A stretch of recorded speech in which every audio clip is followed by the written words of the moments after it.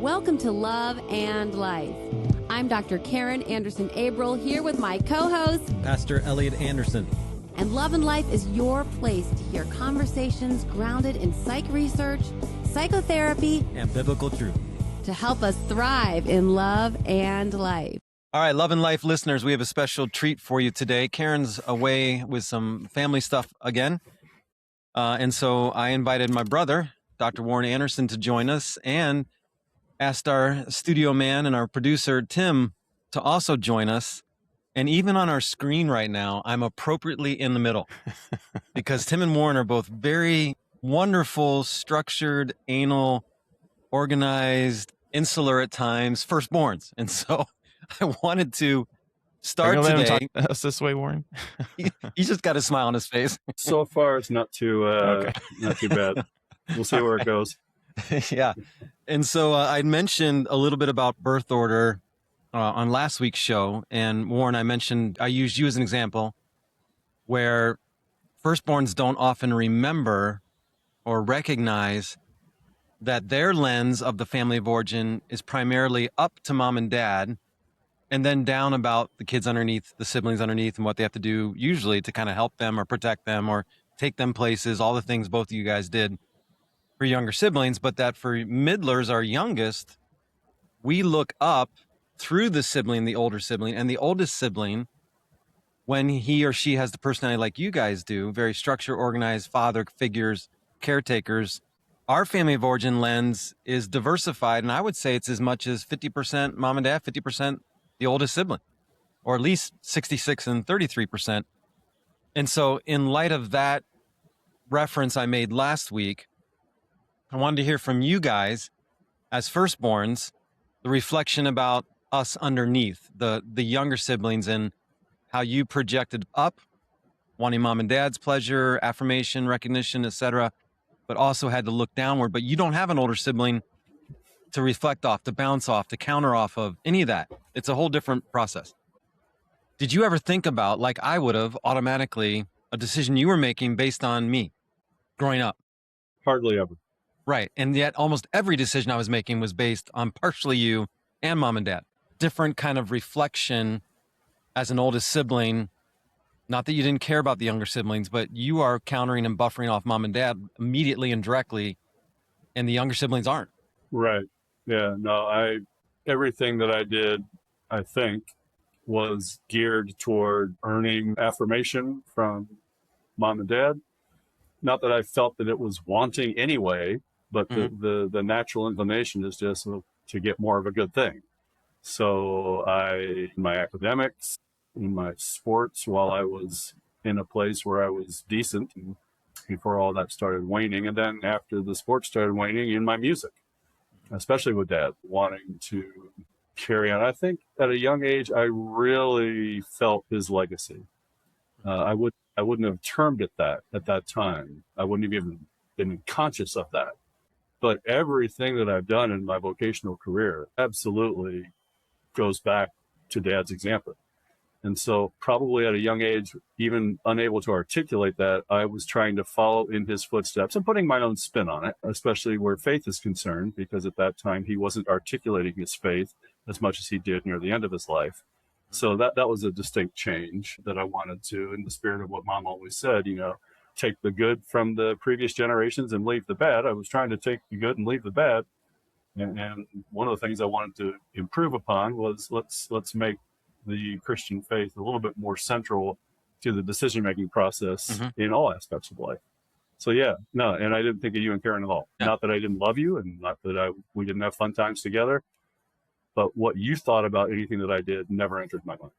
That's what I thought. And so I wanted to just kind of hear a firstborn say that. Tim, your thought about your three younger bros compared to mom and dad above you? Yeah, so if I recall, your dad had a pretty rough upbringing, and my dad did as well. And so I think in my family, there was a lot, they were figuring out how to parent for the first time. And so as they were figuring that out, and how my dad was learning to be a dad when he didn't have a dad to model off of at all, I was also figuring out, we were kind of learning together on how that that would work. And there was some dysfunction in that. I have wonderful parents. They're still together and admire very much what they went through to raise 4 boys. And so I'm looking at, and kind of like what Warren was saying, I mean, vocationally, my dad worked for himself. And while I do have a 9 to 5 and always have, I do a lot of like this podcast, freelance and some other things. And so that kind of spirit or legacy is in me, whether I want it to be or not. Yeah. And I think as far as my brothers are concerned, I think in the culture I grew up in, which was very evangelical 90s, there was a huge emphasis on you're the firstborn, you're the leader, you're the example. And so, and some of that was good, of course. And some of it I wore it with the badge of honor. But there was also a lot of pressure to like, you need to, like, you know, if they're acting out, not always that I was the scapegoat, but there was this like, hey, how are you modeling in a way that, you know, they can follow and you can lead well.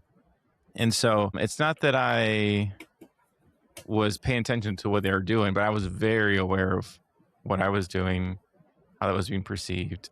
You were aware, both of you were aware then of your contextual position of oldest. Yes. And there was certain standards or requirements of that naturally or organically that I don't think is the same for me, Karin, or your younger brothers, Tim.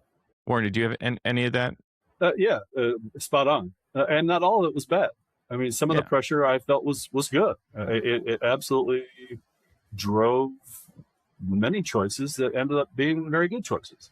Occasionally it felt oppressive. I wouldn't have used that language back then, but as I look back on it now, as much as, you know, Dad's make it happen mantra is part of my life, there were, you know, maybe 5 to 10% of the time it crossed the line and he should have backed off a little bit. And Mom should have probably stepped in to whatever extent she could have, which wouldn't have been much, to try to temper that. And she did occasionally. But I mean, as you indicated when we talked before, I mean, there are so many blessings and then so many responsibilities that occasionally were less than probably a 7, 8, 9, 13, 15-year-old young boy, young man should have to deal with. Yeah. Yeah. And both fathers coming from not good models above them were trying to figure it out at the same time, and certainly made more mistakes with you guys than they did the younger siblings. And we're not trashing our parents at all. We're super thankful and proud. Mm-hmm. And Absolutely. And so one of the interesting part of the reason I wanted to talk about this today, and Karin was just going to jump right in and be the youngest child representation here, is because I've had a couple clients over the last week and a half or 2 weeks that recognize that some of their family of origin abuses and traumas, and we're talking way higher level than anything any of us went through. So we're not trying to compare. We're just trying to talk systemic. That they recognized they're both younger. These 2 women are both younger siblings, not the oldest, and recognized the systemic above them with the oldest sibling or 2 older siblings greatly increased traumatic responses because it was getting passed down, right? Oldest sibling was getting attacked regularly by the parents, and then the older sibling turned around and went after the younger ones, again, quite dramatically, not typical older brother harassment or harassment strong, older sibling bossiness or ordering around or things of that nature. And I remember, Warren, pretty keenly recognizing that you were getting different blessings by being the oldest and different freedoms, and many of those that you were earning because you were more compliant and dutiful. And of course, I was not at all. And so there was freedoms you had in that realm of getting the affirmation, the confirmation, being an academic and highly achieving in those areas that were very, very respected in our family. But I was getting a whole different level of freedom by doing whatever the heck I wanted and letting the consequences be what they may. And so I remember looking at that and going, this is kind of fascinating. Like, Warren won't talk back to Dad, but I know he wants to. I can see it in his eyes. He wants to say something, but I don't think he's going to do it.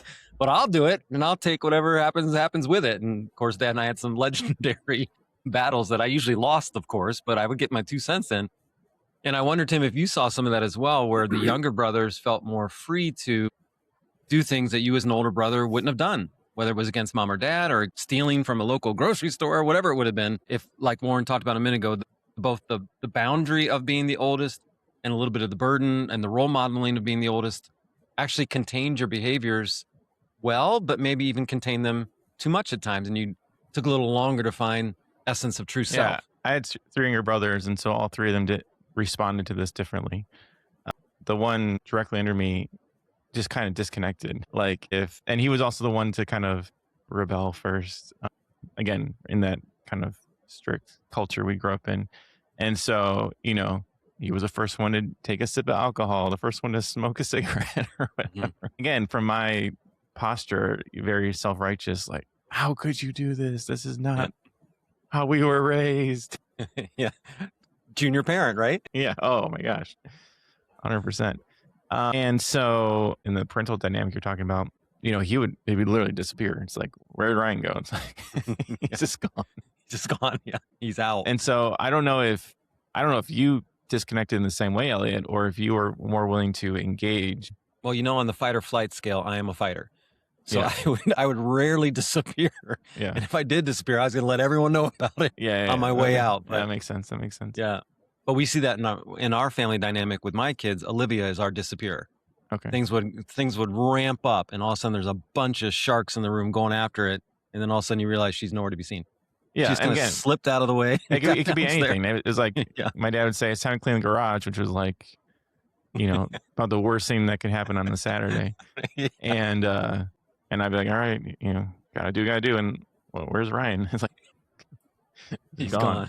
And then that dynamic again played out differently. But I think, again, that we're 19 months apart, and we're super close in age, but again responded completely differently to that family dynamic. Yeah, birth order systemic teaches us that whatever role the firstborn takes, you guys both took traditional oldest brother roles. There's another option. Yeah, absolutely. I'm not saying you can take it yet, Tim, but often, right, firstborn sons sometimes go haywire and they just directly become the rebellion. Franklin Graham's an example of that, right? Just directly said, nope, I'm not living up to dad's standards. I'm doing my own thing. Tony Woldwarn, another friend of ours, that example, he said, know what? Same kind of culture you had, Tim. Can't do it. I'm doing my own thing. And then it's often the younger sibling, brother or daughter, brother or sister, who will rise up in a traditional firstborn compliance, duty, structure, organization. So yeah, you guys set the bar, and then the next one and then the next one will respond to that. So in our family systemic for Warren and I and Karin, theory would tell us that if I would have done the mini me and just tried to be more like Warren and just kind of followed a similar suit, Karin would have had a more of a likely chance to possibly rebel. So that's why those things matter a little bit, Tim, each one. So Ryan chose the kind of escape, or the lost child, they call it in a family systemic, to do his own thing and just kind of be quiet and insular and separate. And then how your other two brothers followed would be both now off you and him as far as filling those roles. And Karin, we talked about this on the air maybe 2 years ago. Karin's a perfect example. Warren goes after English as his primary academic pursuit. I go after psychology. Karin doubles in both. Classic birth order systemic. She'll do the double major, English and psych, right? So that's an example of following those hierarchies. And even musically, right? Warren plays piano and bass. What does my dad need me to do to make a jazz trio? Right? Drums fit me. It's kinesthetic, it's hyper, it's active, it's loud. It certainly fit. And I don't know why he didn't start there, so he and I could have stopped horrendous piano lessons and trumpet lessons and guitar lessons. I wish I had some home videos, because man, would those have been enjoyable to watch. I could just get my dad so exasperated, Tim, just beyond anything possible. I had no idea at that time his abusive background and how close he probably was to just walloping me. But man, could a guy get under his skin in a millisecond? Warren shaking his head yes, for those of you who are listening. Yeah, Warren's certainly confirming. I can get under Warren's skin. I could go pretty fast as well. Just wait till he took a nap and then immediately mess with him and smack his paper. I'd rather be beat up by Warren than ignored by Warren. So that was my standard. It's like, if I wanted attention, I'll just go ahead and get a whooping rather than letting him, what's that quote from Fatal Attraction? I will not be ignored, Dan. Right. That was how it was for Warren in our family context. And Warren, I want, for our listeners' sake, not that all of Tim's stuff's not really important, but you are the brother of Dr. Karin and Pastor Elliott. Explain what it might be like both when we were younger. Karin, if not as extroverted as me, close, and even more so in certain areas. So we are really high extroverts. You are not. You and Dad are social ambiverts, in my opinion. You can really turn it on publicly, but then, man, you got to recharge in a cave. I recharge by having a party, right? So in that context, what was it like then when we were younger and like doing nonstop silliness around you all the time? And then even now today, you got two siblings who are psychologists. I'm sure you get irritated occasionally with nonstop analysis and passion opinionated responses and debates. And just give a little bit of reflection to our listeners about Karin and I as your younger siblings. Yeah, it was exhausting at times. I mean, Yeah. just chaos, and depending on what I wanted to do at any given time. Sometimes it was fun, Yeah. completely. And I always thought that of all of our families that we interacted with growing up, I mean, I think there's a reason that especially all of your friends wanted to hang out at our place. I think they felt loved and accepted. I think Mom and Dad, one of their absolute strengths as parents was sharing the wealth and making all the guys that you were playing baseball and basketball with and soccer feel as if they had a second home. And your friends still talk about that. Yeah. And we had the smallest home of any of them, right? Yeah. I mean, it was like a little cracker box compared to the homes that some of those guys were raised in. But they found that here. So vicariously, I mean, when I got married, for heaven's sakes, I had more friends of yours at the wedding than I had friends of mine. Interesting. Yeah, I didn't think about that. Because of I got, so in a good way, I got vicariously brought into your friend group at a level that I desired and could handle. Yeah. And then when I wanted to check out, I could. Yeah, and you were really the big brother for a bunch of us because you could drive. And you would take us to the arcade, or you would take us to a Reds game, or you would take us to go play something because we were always wanting to play something. And so, yeah, that was kind of, and like you said, you could be engaged with, and almost all my friends were extremely extroverted also. Mm-hmm. So I'm sure that was a lot of energy, but yeah, I didn't think about that point, how you could add to that or be included in that in a way that was beneficial for you and gave you enough separation when you wanted it. Yeah. Just kind of, and I think same thing now. Yeah. The constant analysis culture gets a little fatiguing every once in a while. Yeah. I think at some point you just want to say, okay, so that's what it is. Get on with life, right? But but I also enjoy dipping in at it like today, right? So I'm not a regular on this podcast. I don't want to be. But coming in and sharing periodically, I think is cool. I really enjoy it. And it's a real blessing to be able to have the history in the relationship that allows for this kind of a thing as it makes sense for love and life and as it makes sense for me. Yeah, sure. And you've always done a good job, I think, with both Karin and I. Again, this is the lens of an older sibling. That's not the same for younger, middle, and youngest. You've looked out for our careers. You've promoted us in certain areas, get our names out there. You naturally, and I tell this about Tim all the time, he's excellent at this, naturally look to others and big brother them. How can I big brother them to help them? Right? I do it in a different kind of way as a brother figure. How can I prod and probe and inspire and encourage? But that's different than saying, hey, I'll take care of this. You know, I'll set you up for this, right? And I think both of you do that very, very well with musicians under you, students under you. Yeah. I mean, Tim's role at Judson was one that when Ben and I sat down and looked at the needs, and was one that I then that felt very confident going to the president and saying, this is what we need. And here we are 15 years later. And Tim's one of, and I'm not saying that to pat myself on the back, but to your point, that's a role that feels comfortable. It feels like it's a God ordained kind of a charge almost to look at the Aaron Andrews would be another one. I mean, just that's a whole slew of Judson students that, as Bethany Timmons in the role of choir director now, assistant choir director, all those kinds of relationships come from being a firstborn, I think, and come from naturally saying, oh, I can lend a hand. I can expend some capital. I have earned over the years the trust of my superiors. I'm going to cash in on that a little bit because it's going to help a student that I love and care for, or an alumnus that I love and care for. And it's also going to help me. Sure. Because we couldn't have done anything at Judson, nothing at Judson that we built upon without Tim.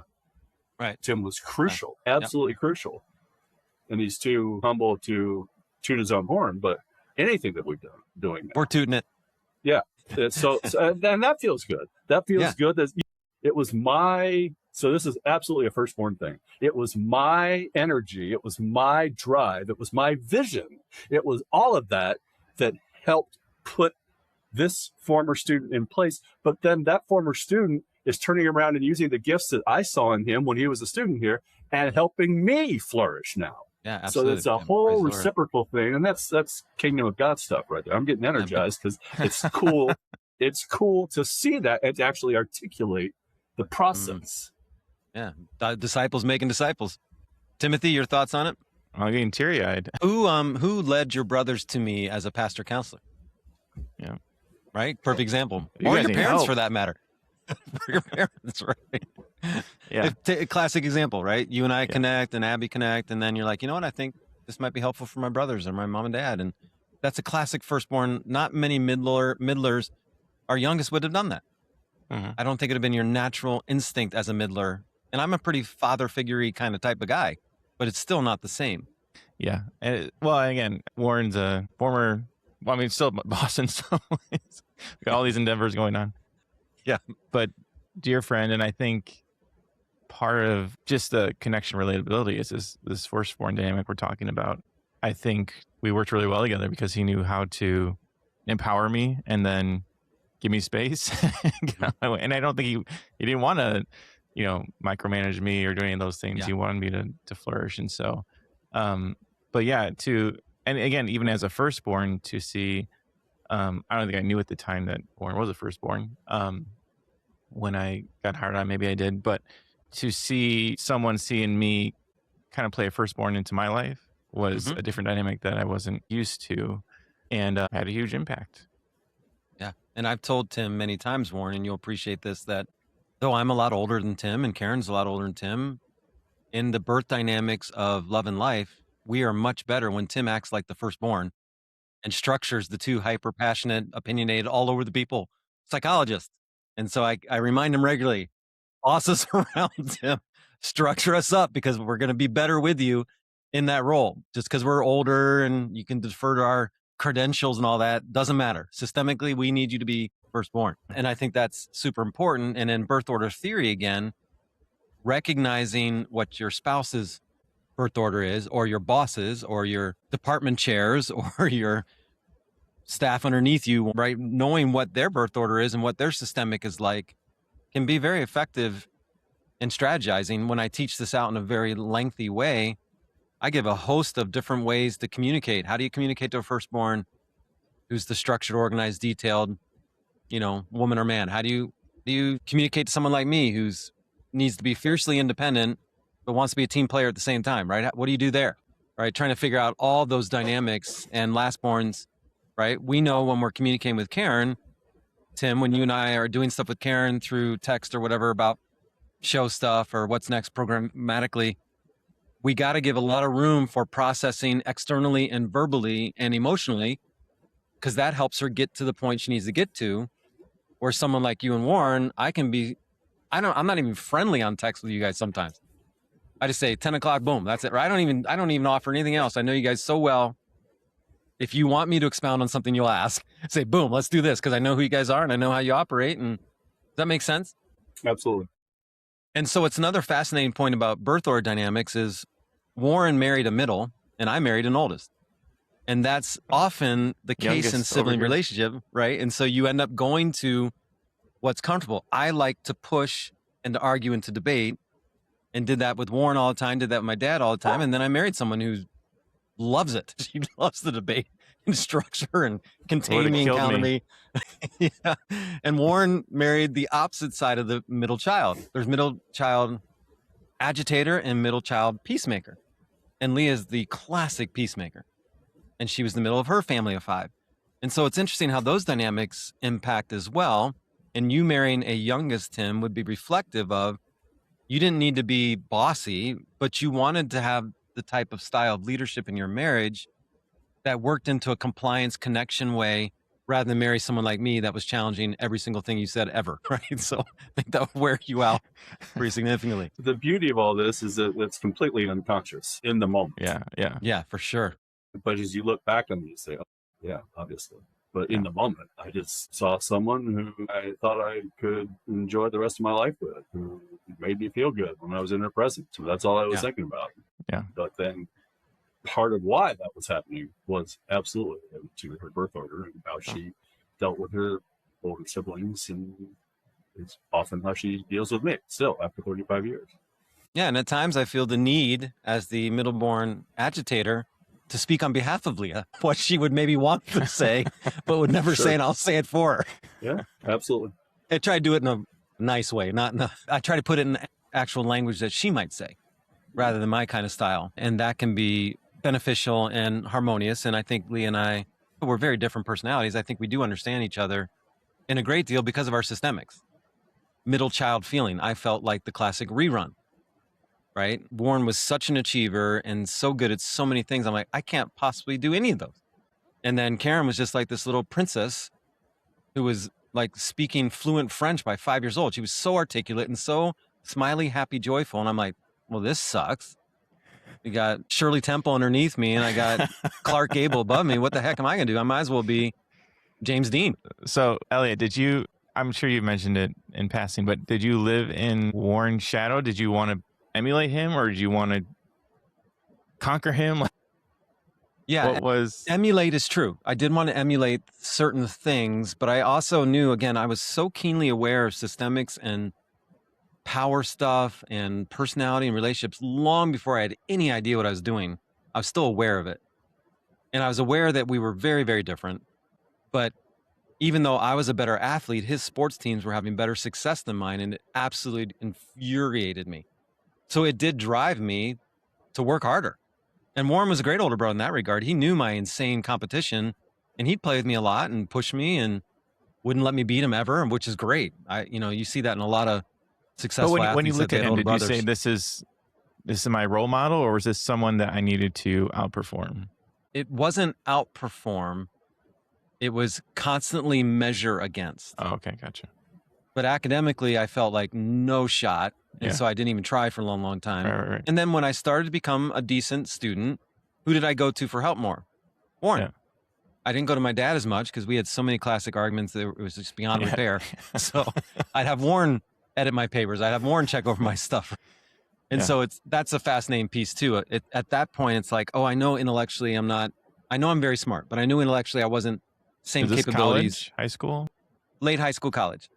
That I'm not going to be able to do that, but I will use him then as an ally, as a friend, and Warren always looked out for me as much as I drove him crazy. And he would be his typical, mean older brother at times too. So we're not saying he was, a Prince Charming all the time with me. I deserved many of what things I got, but I think we had that capacity easier actually with Warren than it was with Karin sometimes to kind of connect as brothers still and yet be adversarial at the same time. Yeah. So it wasn't a matter of conquering him, but I wanted to compete. I like to compete with people. It makes me better. So I wanted to compete with him, but it wasn't necessarily like try to defeat him or be better, but driven by him. Yeah. Did I answer it well enough, or was I too far? No, that makes sense. And then Warren, is that where the exhaustion comes in that you described earlier? Well, actually, by the time Elliott finally got his act together academically, I was thinking, well, it's about time. Yeah, you and mom and dad both. Talk about wasted years.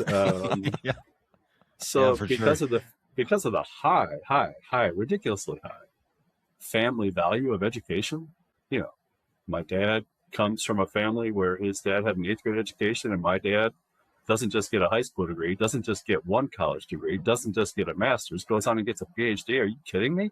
I mean, that's just insane. And then my mom, little country girl growing up on the farm, ends up getting a master's degree, for heaven's sakes. So the family value of education was, and in some ways it felt like Elliott was squandering. I mean, he was doing an Esau. He was squandering his inheritance. Yeah. And, if we had gone down this road hardcore, it would have been to the shame of the family, right? I think Dad was very gracious in so many ways in that respect and didn't lay that on Elliott too hard. But when Elliott finally said, you know, I think I could be a decent academic, it's like, well, yeah, it's been there all along. Happy to help. You know, at this point, now that you're finally putting some effort into it, I'm going to join you with whatever I can offer. But I think the beauty in all this thing is that who got the first graduate degree in the family of our siblings? Wasn't me. Wasn't Karin. You know, so that's a delicious piece of all that. Yeah, Elliott was the first one. So so I'm a tiny bit envious, but also very proud that effort, that God really redeemed that piece of Elliott's life by allowing him to be the first one to walk across the stage and get a hood. And I did feel the shame, Warren. I did feel the family shame. I write about it in Simon Says a little bit. Even though I had such great athletic success early, my teams were really good. Warren's were just ridiculously good. So my teams were good. It wasn't like we weren't good. And I was the best player on those teams. Warren was a really good role player on his teams. So there was enough individual sunshine there for me that I felt that, and Dad's demeanor athletically was much closer to mine than Warren's. My dad was not a good athlete, but he loved my feistiness on the court. And so that part, he would yell and scream at me and fire me up. I think when Dad yelled and screamed at Warren, Warren's like, Dad, shut up, please, and sit down. Yeah. Warren was so internally focused. Dad noticed that and backed off, to his credit. Then because he saw that you could take it and actually brought more, wanted it, you got a double dose because he saw, well, he's shrinking like a violet every time. Yeah. I'm taking my 3 strikes and going and sitting on the bench. Elliott grits his teeth and gets in there. Yeah, so I think he transferred what he might have wanted to give to me to you, and you got a double dose. So even though I had all that, Tim, because I was failing academically and getting in all kinds of trouble academically and behaviorally, and even though I liked the freedom to be a rebel, because there is a lot of joy in it at times, even though the consequences aren't fun, I really didn't care about consequences. I did feel the family shame musically more than anywhere else, Warren. The academic part, I really felt, if I feel like doing it, I could probably do okay. I really believed that, even though I got a 13% in Latin class, maybe an all-time low in the history of our school. But when I couldn't find an instrument to join the family gift of music, that, I remember sleepless nights about that as a crazy guy. I'm like, what in the world? Warren and Dad can do anything musically. Mom sings all over. Karin's perfect pitch at age 7 or whatever, perfect vocal tone or whatever. I'm like, I can't play anything. And I really don't even like to sing. So what am I going to, I felt that one a lot. And so finding the drums a little bit later when Dad and you are playing and I'm just on the steps listening. And I guess I started keeping time a little bit without knowing I was keeping time, Tim. And I remember Dad stopping and like, whoa, it like clicked. And I had a drum set in like a week from, I showed a little bit of time lessons. And this time, rather than rejecting my dad's music, you know, legacy on top of all of us, which Warren, of course, carries way more than any of the rest of us did. This time it felt like something clicked and I embraced it. And so I did go to all the lessons and I wasn't a punk to my drum teacher, Steve Strider, like I'd been to so many other teachers and coaches. I loved him and he taught me jazz right away and everything. So it was interesting. I did feel the shame piece. I didn't wear it academically. I felt it musically and it was profound. I remember when I realized I could become decent at the drums, it meant a lot. It made me feel not as much of a rerun. It felt like I had my piece. And was he family dynamic? Was he on you? I forget that movie. Great Santini? No. That's the jazz professor who just grills the drummer. Whiplash. No, thankfully Whiplash. my dad was not a drummer. That helped. That would have been bad. Now when Tony, another classic firstborn, bossy, he was the main musician who got Warren going into semi-professional playing and then brought me along. Tony was a decent drummer and would not only get mad at me, but then go over and play it, what I was supposed to be playing. And that wasn't I didn't always enjoy that. Eventually I got better than him. Again, another firstborn who pushed me and challenged me. I wasn't afraid to push back, but he loved me and he was protecting me. He wanted me to be a good drummer. And so in that regard, Tim, that feistiness of coaches and leaders above me helped.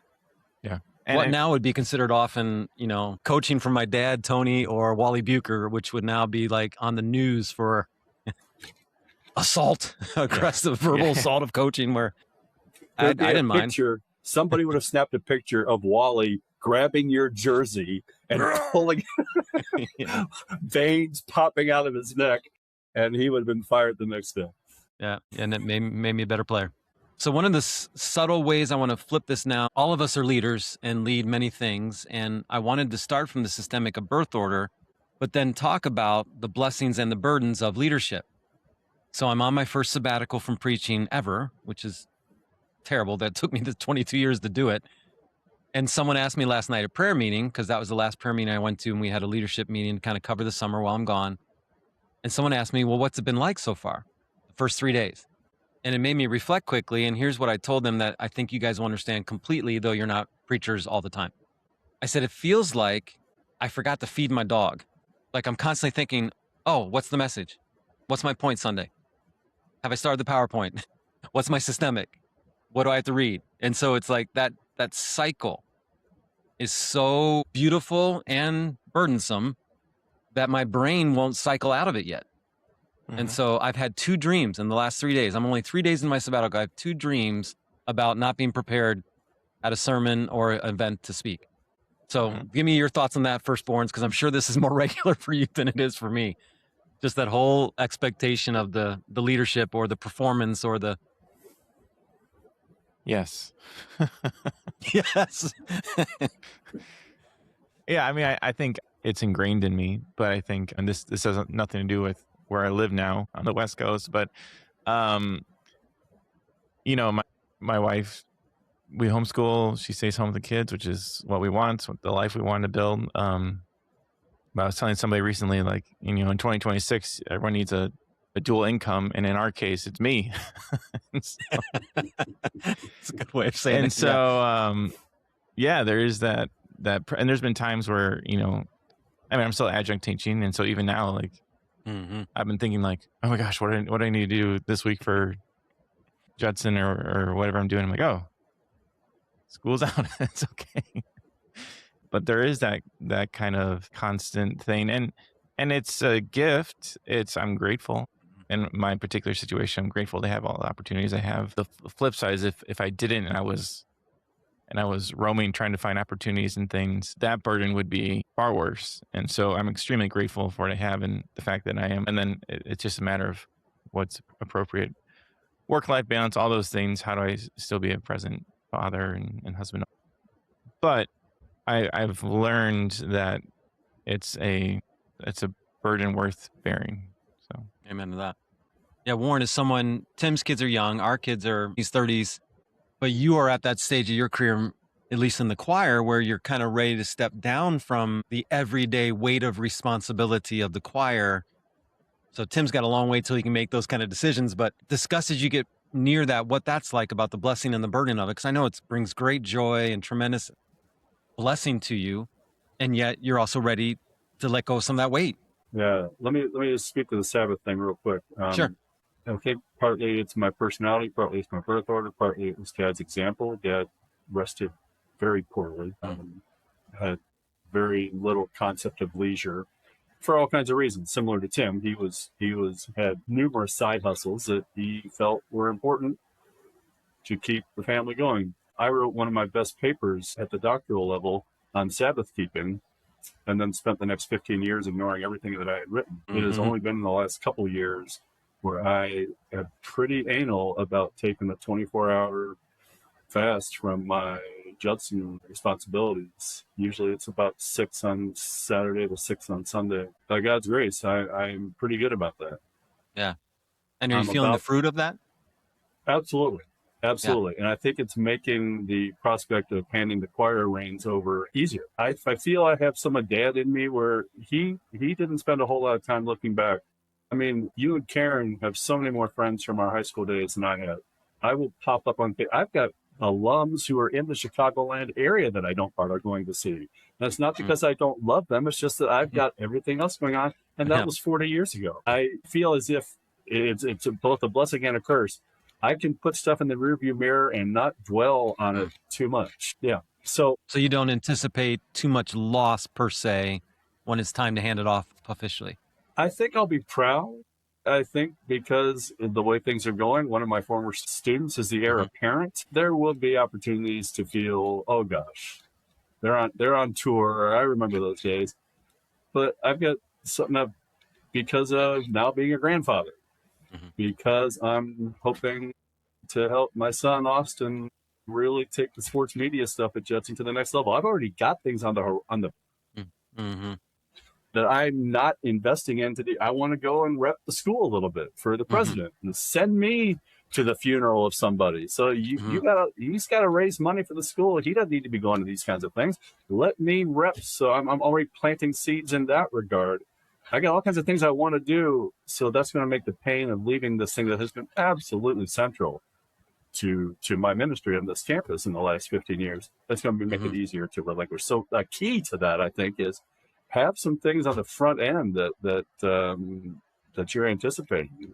That's helping me not feel so nostalgic, not feel so wistful, not feel so sad, frankly. About turning over something that has been a huge part of my life. A wise mentor, Warren, for both you and I was Dr. Jerry Kane, president from Judson. What was the basic years? I don't even remember. End of the 90s till mid 90s, 13, 14. Yeah, about that. We're there. So I was a vice president with Dr. Kane for 5 years. And when I moved on to the pastorate, he was an ordained pastor as well. When I moved on to the pastorate, one of the things he told me that he was concerned for me, he knew I loved challenges and going after stuff. So he wasn't worried about that at all. He goes, 2 things, Elliott, I'm concerned for you. One, it's not the speaking once, twice, 19 times. It's speaking 300 times to the same people in the same rhythm over and over and over again. And I really listened to what he was saying and just tried to absorb that in a certain way. But he said the other one, this is what I want to get to now. The other one that he was concerned about is he said, there's nothing lonelier than a senior pastor. I'm like, ugh, I don't like the sound of that. I'm a very outward, friend connective kind of guy. And he was right. It has been lonelier. I've talked to our current president, Dr. Kroom, about that it gets lonelier being the president of Judson than it was the vice president. And that context for you guys as more introverted, more reserved, laid back guys that aren't afraid to lead, aren't afraid to perform. I'm not trying to cast you something you're not. Do you find that element, that burden of the loneliness or the insular nature of being a point leader or a head leader, weight of responsibility, complexity of decisions, students underneath you, band underneath you can't know the things you know, and yet you have to communicate to them in a way. I like the challenge of that, but I fully admit on the pastoral side, the loneliness Dr. Kane warned me about has been profoundly difficult. I do not like it. At E3, it was terrible when it was just me and Debbie Dickerson, our wonderful secretary, 4 days a week at the church. Drove me absolutely insane. And I told the board, I have to go to Judson and hang out regularly with my friends because I'm going crazy. I can't be. And then I started going out to lunches with all the men in the church. I would just call them up and I'd go to them. I had to be interconnected relationally. But talk to me from your perspective as firstborn leaders about some of the loneliness or lack of can't be completely authentically vulnerable to all the people you're leading because they can't know the stuff you know because of your positions and roles. That makes sense? Yes, it does. I think it helps to have some outlets, and it doesn't address fully, but there are things that I will share with my executive assistant here that I don't share with the other faculty members. That kind of a little bit of a release valve. There are things that I will share at home with Leah that I don't share with anybody here, just so that I'm not carrying the weight. Usually it's a stressful situation. Student's got a family issue going on or something. A faculty member is making me mad, behaving in a way that I don't think is helpful to the ongoing ministry in our building, whether it's selfish behavior or short-sightedness, or because we oversee 3 different departments in this building, a little bit of territorialism that I don't think is healthy for the common good that I'm trying to foster. So, yeah, I mean, I felt that, but because I'm an introvert anyway, it probably doesn't bother me as much as it bothered you when you were senior pastor. Yeah, so I think Warren's much wiser than me. It's taken me a long time to learn to be that vulnerable, that I need that. And so I think the best example of that is just learning to be more vulnerable with Abby, with my wife. Just like, hey, here's what's going on. And sometimes, I can rant for, it feels like an hour, maybe 10 minutes, where I just feel like I'm kind of unloading, but it's helpful. And I just bottle all that stuff up. And so learning to, just be vulnerable and share. I don't know if this is a firstborn thing or just a me thing, but just not wanting to be a burden on somebody. Mm-hmm. So getting over that hump, and it's like, no, my spouse wants to hear what's going on, wants to hear how they can help, how they can support. And over the past few years, and obviously our counseling with you was kind of the initial touch point for that, but that ability to be vulnerable and share and not bottle things up. And like Warren said, having outlets. And I think sometimes, and I wouldn't consider myself at all a workaholic, but there's going to be so much on your plate. And it's like, no, you have to put a pause and move it to tomorrow, whatever, and take the time to reset. And that's something that I didn't have the boundaries for, or language for, to do properly. And so I think that's another habit I've had to develop. Yeah, I think it is I like the way you close that. It is a habit that has to be developed. And even the Sabbath part, which Warren is being honest, I'm being honest that I've been terrible at that. And what rest looks like for different people, right? A lot of my rest, the sabbatical, will be very active.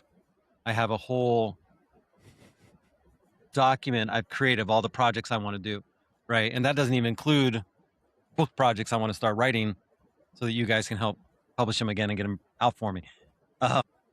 That makes me happy. Like, I was painting doors at the church yesterday, and I was so happy by myself, listening to some 1970s ambrosia, and just happy as a lark. And I wanted to be at prayer meeting, and then when people started to come, I'm a raging extrovert. I was disappointed for a minute, and I didn't feel bad about it. I was able to recognize, I'm disappointed because I was kind of in my own element. And no one asked me to paint the doors. They didn't need it that bad. I just wanted them to paint them, right? So that element, how we rest, is important too, some active rest. And then for me, trusting my firstborn wife, structured wife, who's not afraid to be direct with me, which I'm very happy. And like, she'll say, no, you're not counseling anymore today. That's it. That's it. You feel you're fine. I know you're starting to get really edgy and agitational, and that's it. So call someone to cancel. She'll just tell me. And I used to fight her like crazy about those stuff first 10 years of marriage, and now I don't. If she says it, even if it's just because she wants something, I'm going to do it. And trusting our wives enough, right, to be vulnerable enough for those kind of things. And she does the same for me. I mean, she is very much like my own mother, who never missed a single day of school from kindergarten through her master's. And Angie could literally have an 108-degree fever and have one leg falling off, and she's still going to school. And the last couple of years, she's finally allowed me to tell her, honey, please take a 6th day. No parent wants you hacking on their kid all day long to learn the letter J. They'll learn it again tomorrow. And you got a bunch of little Elliots in your room anywhere who don't care about the letter J anyway.